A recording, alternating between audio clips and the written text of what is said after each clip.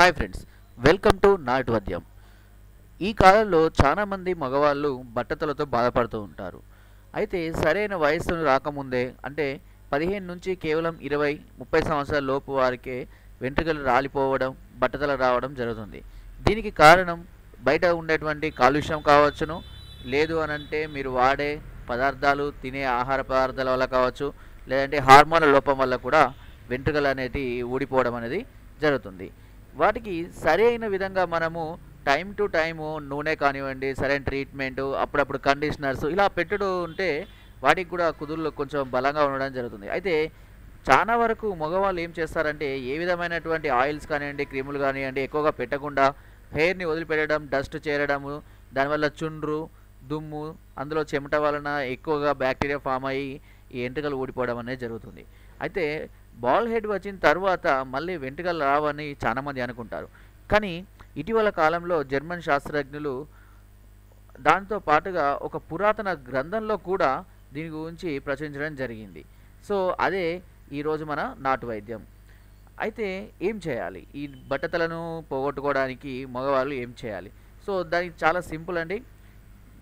Clustered apple, so సీతాఫలం, దీని గురించి తెలియని వాళ్ళు దాదాపుగా ఎవరు ఉండరు. ఇది సీజనల్ ఫ్రూట్ అని చెప్పవచ్చు. అయితే ఈ కస్టర్డ్ యాపిల్ యొక్క గింజలను తీసుకోవాలి, ఓన్లీ గింజలను మాత్రమే తీసుకోవాలి, చుట్టూ ఉన్నది తీసేయండి.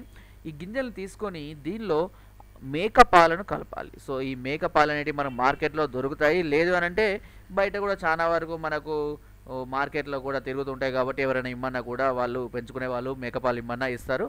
సో ఈ రెండింటిని కలిపి కేవలం రోల్లో మాత్రమే నూరాలి, గ్రైండర్లో వేయొద్దు. ఓకే, సో రోల్లో వేసి మెత్తగా నూరిన తర్వాత దాన్ని మనము బట్టతలకు అప్లై చేయాలి.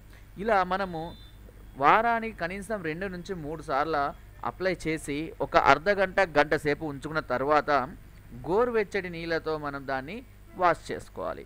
ఇలా కనుక మీరు వారానికి 2 నుంచి 3 సార్లు చేస్తే కేవలం ఒక నెల రోజులనే మీకు బట్టతలపైన వెంట్రుకలు మొలుస్తూ రావడాన్ని మనం గమనించవచ్చు.